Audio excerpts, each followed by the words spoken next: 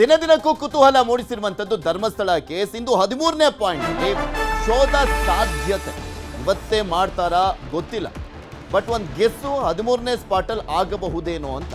ಇಂದು SIT ಕೈಗೆ GPR ಯಂತ್ರ ಸಿಗುವಂತ ಸಾಧ್ಯತೆ ಇದೆ. ಆ GPR ಯಂತ್ರ ಸಿಕ್ತಿದ್ದ ಹಾಗೆ ಆಪರೇಷನ್ ಮಾಡಲಾಗುತ್ತೆ 13ನೇ ಸ್ಪಾಟ್. ಯಾಕೆಂದ್ರೆ ಅದು GPR ಯಂತ್ರ ತಗೊಂಡ್ಬರ್ತಿದ್ದ ಹಾಗೆ ಪೊಲೀಸರೇ ಆಪರೇಟ್ ಮಾಡುವಂಥದ್ದಲ್ಲ, ಅದಕ್ಕೆ ತಜ್ಞರು ಬೇಕು. ಆ ಕಂಪ್ನಿಯವ್ರಿಗೆ ಮಾತ್ರ ಅದು ಚೆನ್ನಾಗಿ ಗೊತ್ತಿರುತ್ತೆ. ಸೊ ಹೀಗಾಗಿ ಆ ಕಂಪನಿಯ ಒಬ್ಬ ಸಿಬ್ಬಂದಿನೂ ಕೂಡ ಕರ್ಕೊಂಡ್ಬರ್ಬೇಕಾಗುತ್ತೆ. GPR ಸಿಕ್ಕರೆ ಹಿಂದೆ 13ನೇ ಸ್ಪಾಟ್ನಲ್ಲಿ ಉತ್ಖನನ ಆಗುವಂತ ಸಾಧ್ಯತೆ. 13ನೇ ಸ್ಪಾಟ್ನಲ್ಲಿ 8 ಶವ ಹೂತಿದ್ದಾನ ಅನಾಮಿಕ ಬೇರೆ ಜಾಗ ತೋರಿಸಿದ್ರೆ ಇಂದು ಕೂಡ ಅಲ್ಲೇ ಶೋಧವನ್ನ ಮಾಡುವಂತ ಸಾಧ್ಯತೆ. ನಿನ್ನೆ ಭಾನುವಾರ ಆದಂತ ಕಾರಣ ಉತ್ಖನನಕ್ಕೆ ವಿರಾಮವನ್ನು ನೀಡಲಾಗಿತ್ತು. ಇಂದು 12ನೇ ದಿನದ ಶೋಧ ನಡೆಯುವಂತ ಸಾಧ್ಯತೆ ಇದೆ.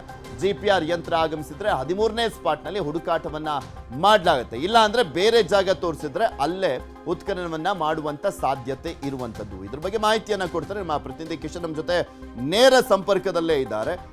ಕಿಶನ್, ಇಲ್ಲಿ ಪ್ರಮುಖವಾಗಿ ಗಮನಿಸ್ತಾ ಇದ್ವಿ ಏನೇನೆಲ್ಲ ಆಗ್ತಾ ಇದೆ ಅಂತ, ಬಟ್ 13ನೇ ಸ್ಪಾಟ್ನ ಕುತೂಹಲ ಮಾತ್ರ ಹಾಗೆ ಕಂಟಿನ್ಯೂ ಆಗ್ತಾ ಇದೆ. ಇಲ್ಲಿ SIT ಅಧಿಕಾರಿಗಳು GPR ಯಂತ್ರಕ್ಕೋಸ್ಕರನೇ ಕಾಯ್ತಾ ಇರುವಂತದ್ದ ಅಥವಾ ಬೇರೆ ಏನಾದ್ರೂ ಲೆಕ್ಕಾಚಾರ ಇದೆಯಾ 13ನೇ ಸ್ಪಾಟ್?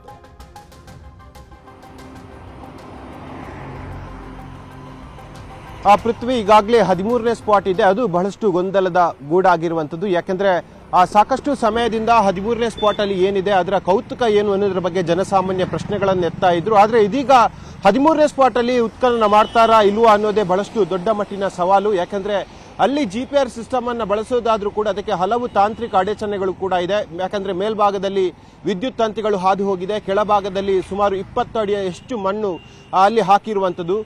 GPR ಸಿಸ್ಟಮ್ ಅನ್ನ ಮ್ಯಾಕ್ಸಿಮಮ್ ಅಡಿಭಾಗ ಎಷ್ಟು ಹೋಗುತ್ತೆ ಅನ್ನೋ ನೋಡೋದಾದ್ರೆ ಸುಮಾರು 10 ಫೀಟ್ನವರೆಗೆ ಹೋಗ್ಬೋದು. ಆನಂತರವಾಗಿ ಅದರ ಅಷ್ಟು ಏನು ಸಾಮರ್ಥ್ಯ ಕೂಡ ಇರೋದಿಲ್ಲ. ಈ ನಿಟ್ಟಿನಲ್ಲಿ ಅಲ್ಲಿ ಯಾವ ರೀತಿಯಾಗಿ ಉತ್ಖನನ ಮಾಡ್ತಾರೆ ಅನ್ನೋದು ಬಹಳಷ್ಟು ಈಗ ಕ್ವಶನ್ ಮೂಡ್ತಾ ಇರುವಂತದ್ದು. ಜೊತೆಗೆ 13ನೇ ಸ್ಪಾಟ್ ಇರುವಂತದ್ದು ಅದು ನೇತ್ರಾವತಿಯ ಅಣೆಕಟ್ಟಿನ ಸಮೀಪ. ಯಾಕಂದ್ರೆ ಅಲ್ಲಿ ಹಿಟಾಚಿಯನ್ನ ಬಳಸೋದಾದ್ರೂ ಕೂಡ ಸುಮಾರು 20 ಅಡಿ ಆಳಕ್ಕೆ ಅದನ್ನ ಡಿಗ್ ಮಾಡೋದು ಬಹಳಷ್ಟು ಸವಾಲಿನ ಕೆಲಸ. ಯಾಕಂದ್ರೆ ಪಕ್ಕದಲ್ಲೇ ಕಿಂಡಿ ಅಣೆಕಟ್ಟು ಕೂಡ ಇದೆ.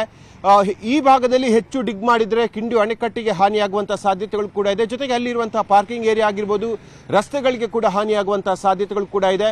ಈ ನಿಟ್ಟಿನಲ್ಲಿ 13ನೇ ಸ್ಪಾಟ್ ಎನ್ನುವುದು ಬಹಳಷ್ಟು ವಿಮರ್ಶೆ ಮಾಡಬೇಕಾದಂತಹ ವಿಚಾರ. ಜೊತೆಗೆ SIT ಅಧಿಕಾರಿಗಳು ಈಗಾಗಲೇ ಹಲವು ಸುತ್ತಿನ ಮಾತುಕತೆಯನ್ನ ನೀರಾವರಿ ಹಾಗೂ ಮೆಸ್ಕಾಂ ಇಲಾಖೆ ಅಧಿಕಾರಿಗಳ ಜೊತೆ ಮಾತಾಡಿದ್ದಾರೆ. ಡಿಗ್ ಮಾಡಿದ್ರೆ ಅದಕ್ಕೆ ಆಗುವಂತಹ ಸಾಧಕ ಬಾಧಕಗಳ ಬಗ್ಗೆ ಕೂಡ ಪ್ರಶ್ನೆಯನ್ನು ಎತ್ತಿದ್ದಾರೆ. ಮತ್ತೊಂದು ಕಡೆ GPR ಸಿಸ್ಟಮ್ನ ದಿನದ ಬಾಡಿಗೆ ಸುಮಾರು 20 ಲಕ್ಷ ರೂಪಾಯಿ ಅಂತ ಹೇಳಲಾಗ್ತಾ ಇದೆ. ಆದ್ರೆ ಈ ವೆಚ್ಚವನ್ನ ಯಾರು ಭರಿಸ್ತಾರೆ, ಸರ್ಕಾರವೇ ಭರಿಸುತ್ತಾ ಅನ್ನೋದು ಮತ್ತೊಂದು ಪ್ರಶ್ನೆ. ಜೊತೆಗೆ GPR ಅನ್ನ ಇಲ್ಲಿ ತರಬೇಕಾದ್ರೆ ಹಲವು ತಾಂತ್ರಿಕವಾದ ವಿಚಾರಗಳು ಕೂಡ ಇದೆ. ಒಂದು, ಮಣ್ಣು ತೇವ ಇರಬಾರ್ದು, ಮಳೆಯ ವಾತಾವರಣ ಇರಬಾರ್ದು. ಜೊತೆಗೆ ಆ ಕೆಳಭಾಗ ಅಂದ್ರೆ ಆ ಭೂಮಿಯ ಕೆಳಭಾಗ ಏನಾದ್ರೂ ಕಬ್ಬಿಣದ ವಸ್ತುಗಳಿದೆಯಾ ಅಥವಾ ಪೈಪ್ಲೈನ್ಗಳು ಹಾದು ಹೋಗಿದೆಯಾ, ಜೊತೆಗೆ ವಿದ್ಯುತ್ ಸಂಪರ್ಕ ಏನಾದ್ರೂ ಕೆಳಭಾಗದಲ್ಲಿ ಇದೆಯಾ, ಭೂಗರ್ಭದಲ್ಲಿ ಕಬ್ಬಿಣದ ಪೈಪ್ಗಳು ಇದೆಯಾ ಅನ್ನೋದ್ರ ಬಗ್ಗೆ ಈಗ ಕೂಡ ಪ್ರಶ್ನೆಗಳು ಈಗ SIT ಮುಂದೆ ಇಡ್ತಾ ಇರುವಂತದ್ದು. ಈ ನಿಟ್ಟಿನಲ್ಲಿ GPR ಆಪರೇಟರ್ ಈಗಾಗಲೇ ಒಂದು ಸುತ್ತಿನಲ್ಲಿ ಸ್ಪಾಟ್ ನಂಬರ್ 13 ಬಂದು ಅಲ್ಲಿನ ಸ್ಥಳ ವಿಮರ್ಶೆಯನ್ನು ಮಾಡಿ ಹೋಗಿದ್ದಾರೆ. ಸ್ಥಳದ ಬಗ್ಗೆ ಸಾಕಷ್ಟು ಅಧ್ಯಯನವನ್ನು ಕೂಡ ಮಾಡಿ ಹೋಗಿದ್ದಾರೆ. ಇವತ್ತು ಸೋಮವಾರ, ಇವತ್ತು ಸ್ಪಾಟ್ ನಂಬರ್ 13 ಉತ್ಖನನ ಕಾರ್ಯ ಆಗುತ್ತೆ ಅನ್ನೋ ಬಹಳ ವಿಶ್ವಾಸವನ್ನ SIT ವ್ಯಕ್ತಪಡಿಸಿತ್ತು. ಆದ್ರೆ ಇವತ್ತು ಕೂಡ ಸ್ಪಾಟ್ ನಂಬರ್ 13 ಉತ್ಖನನ ಕಾರ್ಯ ಆಗೋದು ಬಹಳಷ್ಟು ಡೌಟ್ ಅಂತ ಕಾಣಿಸ್ತಾ ಇದೆ. ಯಾಕಂದ್ರೆ SIT ಮುಖ್ಯಸ್ಥ ಪ್ರಣವ್ ಮೊಹಂತಿ ಅವರು ಇವತ್ತು ಮಂಗಳೂರಿಗೆ ಬರಬೇಕಾಗಿತ್ತು. ಈ ಉತ್ಖನನ ಅಂದ್ರೆ ಸ್ಪಾಟ್ ನಂಬರ್ 13 ಉತ್ಖನನ ಸಂದರ್ಭದಲ್ಲಿ ಸ್ವತಃ ಮೊಹಂತಿ ಅವರ ಉಪಸ್ಥಿತಿಯಲ್ಲಿ ಅಲ್ಲಿ ಉತ್ಖನನ ಆಗುತ್ತೆ ಅಂತ ಹೇಳಲಾಗ್ತಾ ಇತ್ತು. ಆದ್ರೆ ಇದೀಗ ಅವರ ಪ್ರವಾಸ ಮೊಟಕುಗೊಂಡಿದೆ. ಮುಂದಿನ ಬುಧವಾರದಂದು GPR ಸಿಸ್ಟಮ್ ಅನ್ನ ಬಳಸುವಂತ ಸಾಧ್ಯತೆಗಳು ಸದ್ಯಕ್ಕೆ ಬಹುತೇಕವಾಗಿ ಕಾಣ್ತಾ ಇದೆ. ಜೊತೆಗೆ ಸ್ಪಾಟ್ ನಂಬರ್ 13 ಬಗ್ಗೆ ಮತ್ತೆ ಅಧ್ಯಯನ ಮಾಡೋಕೆ ಇಲ್ಲಿ ಕೆಳಸ್ತರದ ಅಧಿಕಾರಿಗಳಿಗೆ ಮೊಹಂತಿ ಅವರು ಸೂಚನೆ ಕೊಟ್ಟಿದ್ದಾರೆ. ತಾಂತ್ರಿಕ ಮತ್ತು ಅಲ್ಲಿರುವಂತಹ ಭೌಗೋಳಿಕ ವಿನ್ಯಾಸ ಆಗಿರ್ಬೋದು, ಭೌಗೋಳಿಕ ಸವಾಲುಗಳ ಬಗ್ಗೆ ಕೂಡ ಅಧ್ಯಯನ ಮಾಡಬೇಕಂತ ಹೇಳಿ ಮೊಹಂತಿ ಅವರ ಸೂಚನೆ ಹಿನ್ನೆಲೆಯಲ್ಲಿ ಇವತ್ತು SIT ಅಧಿಕಾರಿಗಳ ಒಂದು ತಂಡ ಸ್ಪಾಟ್ ನಂಬರ್ 13ಕ್ಕೆ ಇಡೀ ದಿನ ಮೀಸಲಿಟ್ಟಿದೆ. ಮುಂದಿನ ಬುಧವಾರ, ಈಗ ಸಿಗ್ತಾ ಇರುವಂತಹ ಮಾಹಿತಿ ಪ್ರಕಾರವಾಗಿ ಈ ಮುಂದಿನ ಬುಧವಾರ ಅಂದ್ರೆ ನಾಳೆ ಅಥವಾ ನಾಡಿದ್ದು GPR ಸಿಸ್ಟಮ್ ಧರ್ಮಸ್ಥಳಕ್ಕೆ ಬಂದು ಇಲ್ಲಿ ಅದರ ಉತ್ಖನನ ಮಾಡುವಂಥದ್ದು ಮತ್ತೆ ಆ ಭೂಮಿಯ ಕೆಳಭಾಗದಲ್ಲಿ ಯಾವೆಲ್ಲ ಅಂಶಗಳಿವೆ ಎಂಬುದರ ಬಗ್ಗೆ ಪರಿಶೋಧನೆ ಮಾಡುವಂತಹ ಸಾಧ್ಯತೆಗಳು ಸದ್ಯಕ್ಕೆ ಕಾಣ್ತಾ ಇರುವಂತದ್ದು. ಪೃಥ್ವಿರಾಜ್.